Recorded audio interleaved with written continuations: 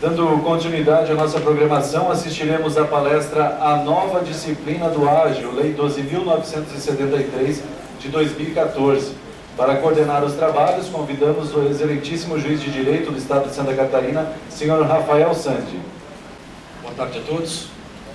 Inicialmente, eu gostaria de agradecer ao presidente e à diretoria do Conselho Regional de Contabilidade de Santa Catarina pelo honroso convite, e especial ao Dr. André Lemos pela lembrança e pela oportunidade de nós estreitarmos cada vez mais os nossos laços. Não tive condições de presenciar, de acompanhar pela manhã, mas só ouvindo o que o professor Solon colocou, aumenta ainda mais a preocupação nossa, eu como membro do Poder Judiciário, porque eu vejo que a nossa distância da teoria e da vida como ela é abissal. E a preocupação maior é que isso afeta o dia a dia das empresas, das pessoas, e que muitas vezes o que é decidido em tribunais não se toma em conta toda essa dimensão. E é por isso, então, que eu renovo meu agradecimento e me coloco à disposição sempre para estar aqui no Conselho quando assim for pedido. E antes de passar a palavra ao professor, eu também gostaria de aproveitar a oportunidade de dizer que, pela rara oportunidade também de estar aqui, atualmente eu trabalho na Vara de Execuções Fiscais de Florianópolis. Tenho 120 mil processos sob minha responsabilidade. Além disso, nos últimos 15 dias, estou respondendo também pela Vara do Crime Organizado aqui na capital. Então, quem acompanhou os jornais viu que o ministro Lewandowski estava aqui para as audiências de custódia, estava presidindo isso. Ou seja, o nosso tempo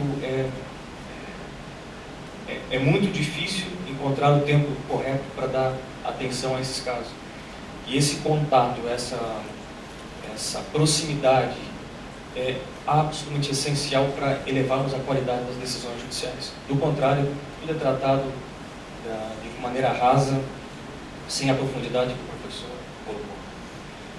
Pois bem, dito isso, e avançando então no programa, nosso palestrante agora é o professor Paulo César Martins Viana. Ele é diretor executivo de tributos da Ernst Young, graduado em Ciências Contábeis, com especialização em Administração Tributária, Empresarial e Engenharia de Avaliação de Custos. Tem mais de 20 anos de experiência na área tributária, focados especialmente em planejamentos tributários, reorganizações societárias, fusões e aquisições. Como sempre digo quando estou aqui no CRC, para mim é um grande orgulho palestrar aqui, estar aqui, porque sou contador, né? Então tenho um grande orgulho disso. Dificilmente, mesmo em outros estados no qual já atuei, vejo um conselho regional tão bem organizado quanto o nosso aqui de Santa Catarina. Então isso me deixa bastante orgulhoso. Rafael, muito obrigado pelas palavras aí. Realmente, 120 mil processos para serem executados é uma coisa sobre-humana e imensurável. Por isso que o nosso sistema público se torna tão ineficiente e ineficaz. Achei muito interessante a sua colocação em relação à necessidade ou essa busca pelo judiciário de conhecer o que é a vida real. Afinal de contas, todos nós somos pessoas físicas no final do dia, né? Então isso é muito importante. E o que o fisco, na realidade, muitas vezes ele se esquece disso no afã da arrecadação. Então isso se torna sobremaneira difícil para as empresas e para a gente, pessoa física, suportar, né? A carga tributária no Brasil cada vez aumentando mais, a arrecadação. Estamos num momento de crise extremamente difícil, onde a nossa economia brasileira impensavelmente está indo para baixo, né? Eu jamais imaginei que isso pudesse acontecer novamente no Brasil. Infelizmente eu já tenho uma idade que eu já passei por alguns planos e algumas situações no Brasil e não imaginava que depois da nossa estabilidade econômica a gente conseguisse voltar atrás nisso. Mas nós estamos aqui para trabalhar e correr atrás do pão de cada dia, né? Uma coisa que é muito importante esse ano, a gente vai falar, a minha palestra é basicamente sobre ágil, não tenho pretensão nenhuma de falar grandes coisas, nem entrar tão profundamente no assunto.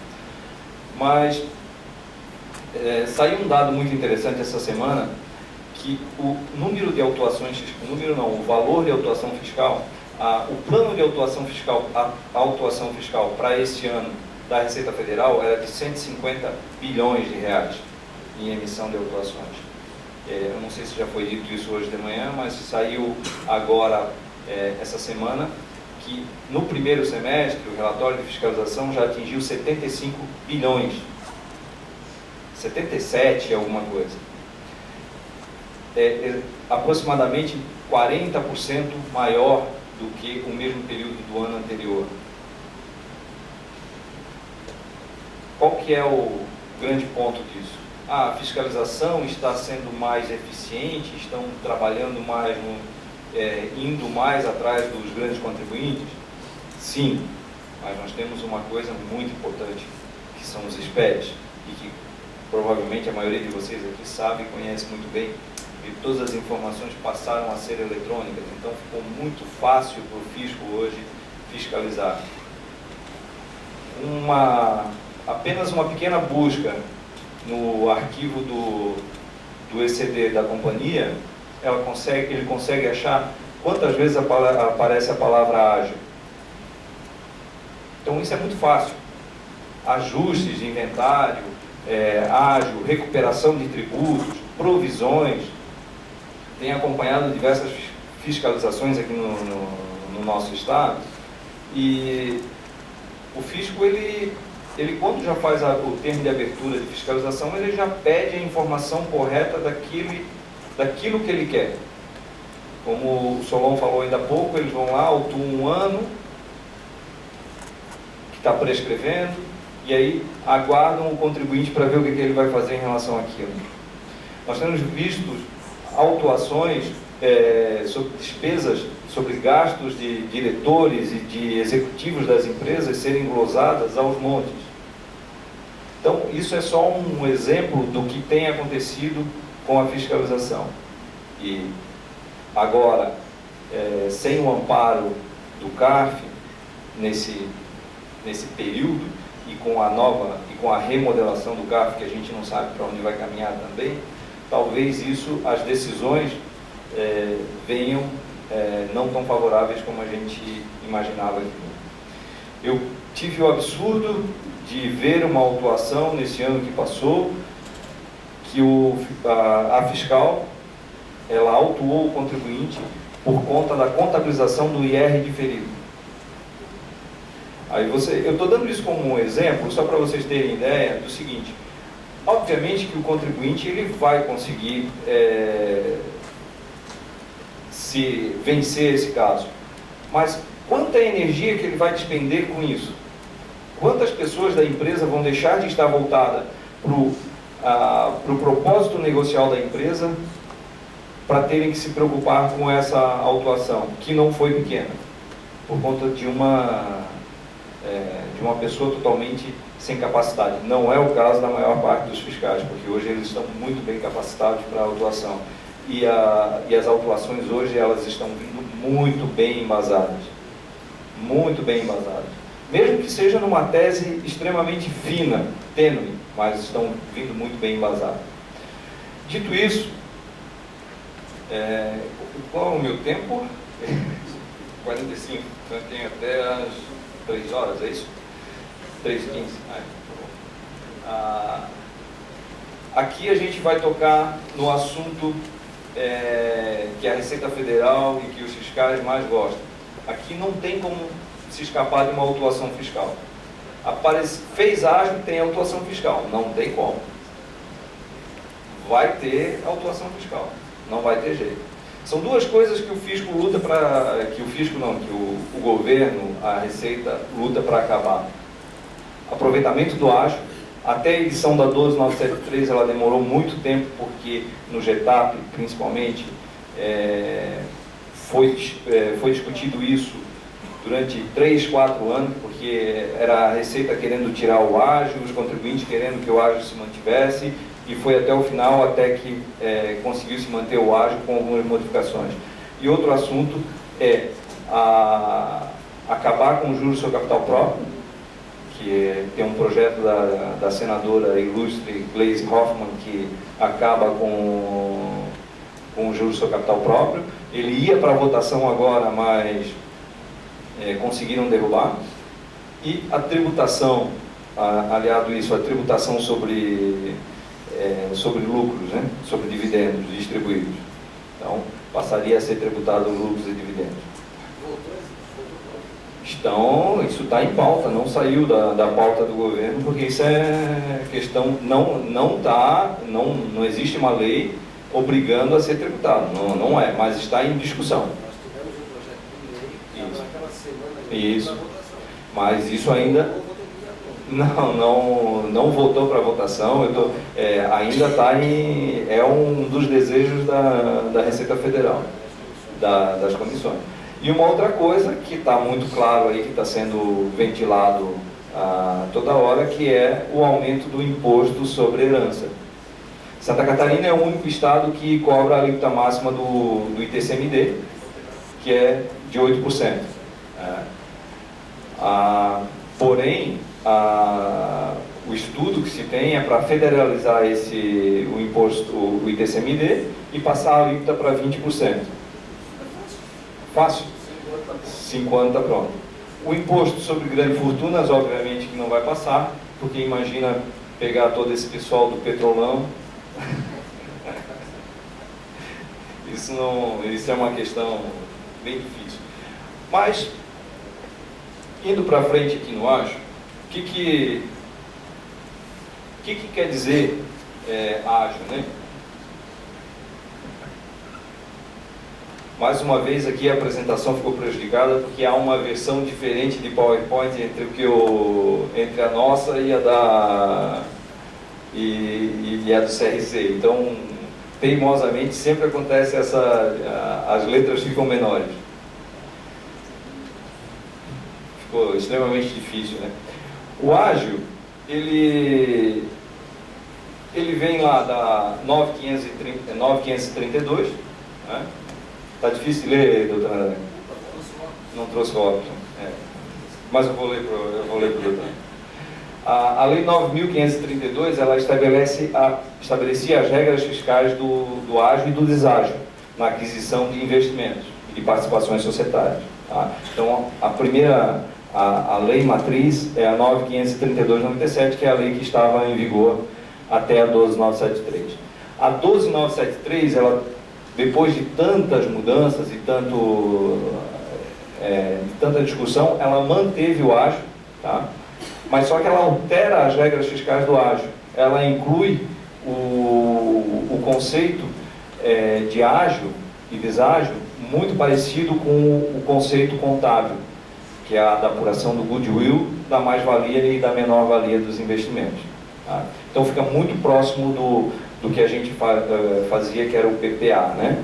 O Price Purchase Allocation, que é exatamente o que você pagou pela empresa e em quais setores da empresa, se era em ativo imobilizado ou se você pagou mais porque ela tinha uma rentabilidade futura e assim por diante.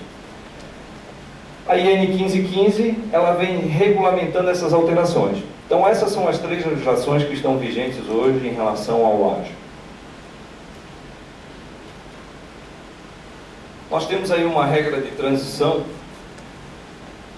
realmente ficou bem ruim ali a visualização, né?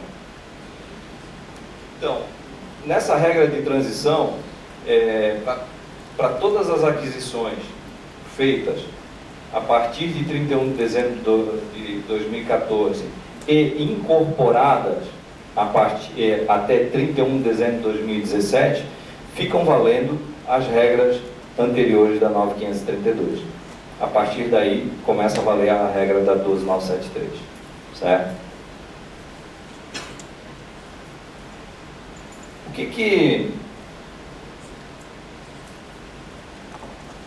que falava a regra anterior? Tá? A regra anterior, dificilmente você via um ágio que não fosse pago com rentabilidade futura. Uma coisa que é importante para quem não conhece bem o que é o ágio. O ágio é o seguinte: a empresa ela tem um balanço contábil, tem o seu patrimônio líquido, tem um valor e alguém quer comprar essa empresa. Obviamente que nem sempre, quase que nunca, a negociação de compra da empresa ela é por aquele valor patrimonial, por aquele valor do balanço estabelecido, o valor do patrimônio líquido. Geralmente você paga um valor, isso é regra de mercado. Você quer vender, eu quero comprar. Nós só temos que discutir o preço, né, e as condições. Então, dificilmente o valor que você paga por um negócio ele é igual ao valor patrimonial da empresa. E aí onde se dá o ágio ou o deságio. Quando você paga mais do que o valor patrimonial, isso se chama ágio. Quando você paga menos, isso se chama deságio. Né? Você está tendo uma vantagem nisso. Antigamente, até a 9532, o ágio ele era dedutível em 5 anos, ou conforme a depreciação do bem que você estivesse alocando o ágio. E o deságio ele era tributável no momento da realização daquele investimento. O que acontece? Na maior parte das aquisições que eram feitas, você alocava esse ágio sempre para rentabilidade futura. Você era feito um laudo de avaliação, um business case para aquele negócio, e você chegava a um valor, você equiparava aquele ágio que você pagou de fato e embasava ele com base numa rentabilidade futura. Aquele negócio iria te trazer uma rentabilidade futura. Isso lhe dava o direito de você deduzir o ágio em 5 anos. Isso era a regra antiga. E o fisco, com essa nova legislação, ele convalidou esse conceito. Ele convalidou essa situação. Porque havia uma discussão que, para a regra contábil, sempre foi de você ter que alocar o ágio ao que realmente você pagou de ágio. Por exemplo, se você pagou o ágio por conta de uma máquina que aquela empresa tinha, que estava depreciada, porém ela tinha um valor de mercado ainda, contabilmente você era obrigado a alocar o ágio primeiro aos bens do ativo imobilizado. Se você comprou aquela empresa pensando que aquele terreno, com base num terreno que a empresa tem, que teria um valor de mercado futuro certo, e você pagou mais por aquele negócio por conta desse ativo, você teria que alocar primeiro contabilmente o valor do ágio a esse ativo. Porém, fiscalmente a regra ela não era assim. Você alocava direto, você fazia um business case, um laudo de avaliação no qual você dizia que isso era rentabilidade futura. Sempre houve uma discussão entre o contábil e o fiscal nesse caso. Bem, isso acabou com a 12973 de certa maneira, porque o fisco disse: olha, você pode alocar o ágio até 31 de dezembro de 2014 como rentabilidade futura e deduzir ele em 5 anos. Não obstante, isso não é o grande caso, não é por isso que o fisco tem autuado os contribuintes, mas sim, às vezes, porque o ágio é gerado internamente, porque o ágio eles entendem que não teve substância econômica para suportar aquele ágio. Então, por isso que o contribuinte tem que se manter com toda a documentação muito bem guardada para que possa provar numa etapa seguinte que houve negociação, que houve uma base jurídica, uma base legal para esse ágio. Pois bem, agora, para aquisições ocorridas a partir de 1º de janeiro de 2015, tá? Ou anteriores e não incorporada, tá? Até 31 de dezembro de 2007, o ágio de rentabilidade futura, o goodwill, e o ganho por compra vantajosa passam a ser representados pela diferença entre preço pago, valor patrimonial, tá? Da investida à época da aquisição, mais ou menos valia dos ativos e passivos da investida, que corresponde à diferença entre o valor justo dos ativos líquidos da investida na proporção da porcentagem da participação adquirida e o valor a que trata o item anterior. O que acontece? A partir de 1º de janeiro de 2015, a regra do ágio, você tem que avaliar primeiro, você tem que alocar o ágio primeiro para os itens do ativo, se eles não estiverem avaliados a valor de mercado, se não estiverem avaliados a valor justo, a valor real, e só depois o que sobrar é que você vai colocar como goodwill, que se chama de ágio, né? O fiscal emprestou muito a terminologia que é utilizado na contabilidade, que utiliza como goodwill. Tá? Eu tenho um exemplo aqui na frente que eu quero passar para vocês, que representa bem como é que vai ficar isso em termos contábeis, né? Em termos de número. Vejam bem, eu tenho um negócio que a gente estipulou o preço de 10 mil. Essa empresa tem um patrimônio de 7 mil. Tá? Ela não tem os seus bens registrados a valor justo, a valor de mercado, e essa mais-valia, essa diferença entre o valor justo e o valor de mercado é de 2 mil. E ele vai me gerar uma rentabilidade futura de 1 milhão. Deixa eu passar para frente. Não, tem que... de 3 milhões. Que estaria dentro esse valor da mais-valia. Então, na contabilização pela lei 9.532, o que eu fazia anteriormente?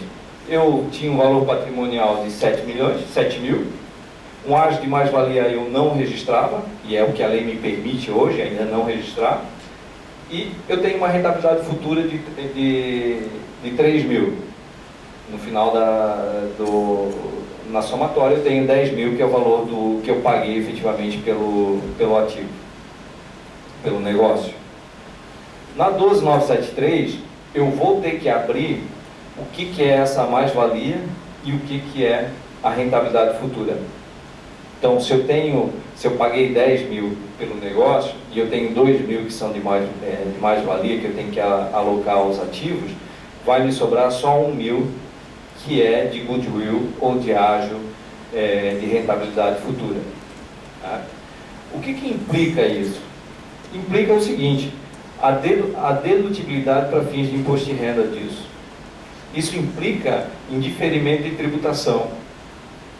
Eu passo a ser mais tributado agora. Por quê? Porque antigamente eu deduzia o ágio em 5 anos, pura e simplesmente. Agora eu vou ter que deduzir a mais-valia pelo tempo de depreciação daquele imóvel. E ainda mais, se for um terreno, ele não sofre depreciação. Você não vai deduzir ele nunca. Certo? Então, isso impacta sobremaneira a forma de se verificar o ágio. Né? Então, aqui deve de levar alguns objetos de autuação, principalmente porque as empresas, ninguém vai querer alocar valor a ágil mais-valia, a ativo, que você vai perder bastante. Vai ter que ser feito pela taxa de depreciação do imóvel, se tiver depreciação. Tá? Então isso é para falar um pouco de como que funciona o ágio aqui, como vai funcionar o ágio. Depois eu vou passar os outros exemplos, mas antes eu quero passar um pouco ainda sobre ainda um pouco mais da parte teórica aqui Cai para mim de ver. Então, em incorporações, fusões e cisões, mais ou menos valia dedutível ou tributável na realização do ativo. Eu antecipei um pouco lá o exemplo justamente para ficar um pouco mais didático no negócio. O goodwill ou o ganho por compra vantajosa, ele é dedutível ou tributável em 5 anos. Tem que ser registrado em subconta. Para a gente que é contador, isso já não é mais nenhuma novidade. O balanço contábil nosso, o nosso balancete já está cheio de subcontas, então está bem tranquilo. A amortização de mais-valia anterior à incorporação ou fusão à cisão, ela vai ser pela amortização, depreciação ou exaustão na investida e pela alienação ou baixa do bem investido, né? Isso na mais-valia, que antigamente era o deságio, né? E o ganho por compra vantajosa será computado na determinação do lucro real no período de apuração da alienação ou baixa de investimento. Então, quando você tiver a compra vantajosa, ela vai ser computada na determinação do lucro real no período de apuração, em que você fizer a alienação. Você vendeu o investimento, é lá que você vai tributar. Uma coisa que agora ficou muito claro, que é a exigência do laudo, para mais-valia de ativo, de perito independente registrado na Receita Federal. Não é o perito que é registrado na Receita Federal, o laudo é que é registrado na Receita Federal. E o sumário em cartório. Tentem fazer isso hoje na Receita Federal para ver o que vocês vão, se vocês vão conseguir. Eles não sabem nem o que tem que ser feito ainda. Por isso que está todo mundo registrando em cartório. Existe uma série de regras lá do laudo, são regras técnicas, isso está na IN 1515, fácil de ver.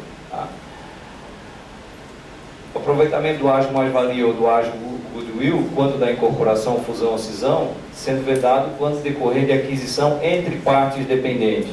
Isso aqui é outra questão que é extremamente complicada. O que são partes dependentes?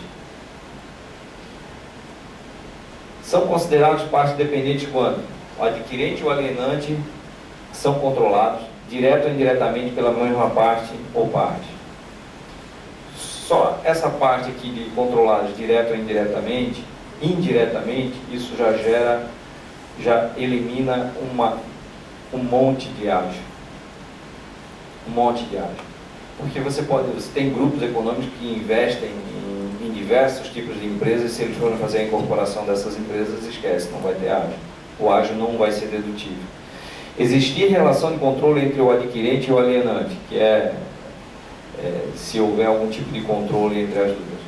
O alienante seja sócio, titular, conselheiro ou administrador da pessoa jurídica adquirente.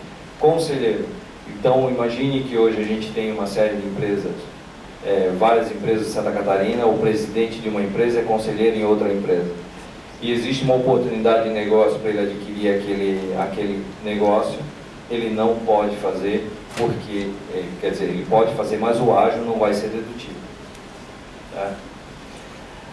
O alienante seja parente ou afim até terceiro grau, cônjuge ou companheiro das pessoas relacionadas no item anterior. Então, se é da mulher do conselheiro, do administrador, se é primo, se é filho, não pode ser dedutível o ágio. Isso é uma regra estritamente restritiva. Eu não tenho lembrança, mas assim que saiu essa regra, várias pessoas me falaram que várias empresas queriam entrar na justiça contra essa regra, mas realmente eu não tenho notícia disso. Em decorrência de outras relações não descritas nos itens anteriores em que fique comprovada a dependência societária. Não. Se você tiver uma relação de compra, você tem a sua empresa tem um fornecedor onde ele é dependente de você, você compre 60% da produção dele, por exemplo, e você fizer uma incorporação dele, o ágil não será dedutível. É uma regra que eu acho... E isso foi o que eles conseguiram colocar para cada vez mais vetar a tomada do ágil. Uma das coisas que eles discutiram bastante, se eu não me engano, acho que foi essa semana ou semana passada que saiu uma decisão, ou foi publicada uma decisão, sobre o ágil na troca de ações. Por exemplo, a compra da BRF, por exemplo, a Sadia e a Perdigão, elas trocaram ações e formaram a BRF. E foi gerado um ágil. Obviamente, porque o negócio não foi feito pelo valor patrimonial. Imagina duas companhias dessas fazerem um negócio pelo valor patrimonial. Ou pode estar maior ou pode estar menor. Isso é muito... O valor patrimonial da empresa representa o valor econômico da empresa naquele momento, mas não quer dizer que ela seja o valor financeiro, o valor de negócio. Quanto que eu estou disposto a me desfazer do meu negócio,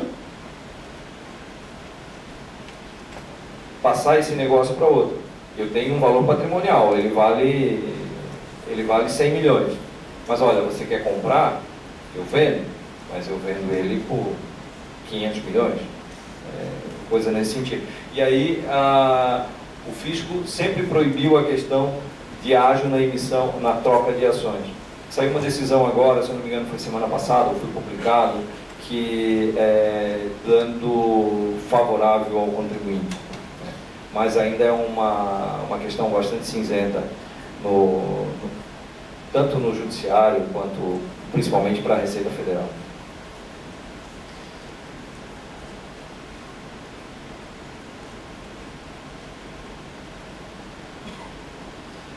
Bom, quando é que o ágil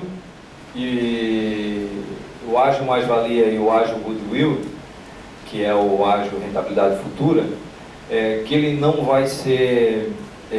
vai poder ser dedutível? Quando o laudo não foi elaborado tempestivamente, protocolado ou registrado, hoje o laudo ele tem o tempo de 13 meses, você pode registrar o laudo 13 meses após a sua operação. Né? Então, quando você não tiver o laudo registrado, você não vai poder fazer a dedutibilidade do ágil. E quando os valores não puderem ser identificados em subcontas distintas, né? Inclusive quanto às variações decorrentes das aquisições subsequentes. Né?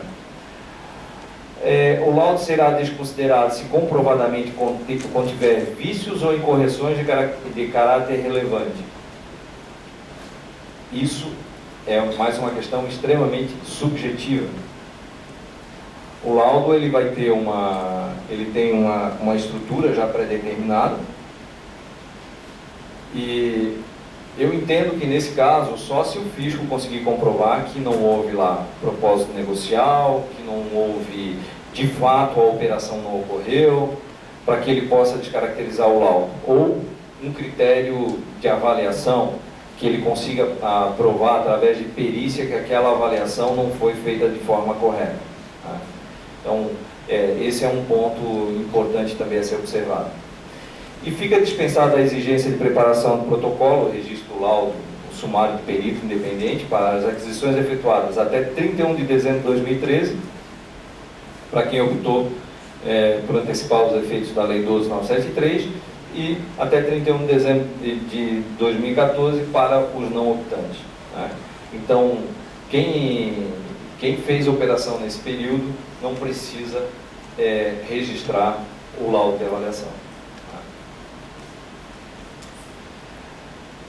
Aqui um pouco mais prático, que eu acho que fica mais fácil para a gente falar. A gente já falou desse primeiro exemplo, né?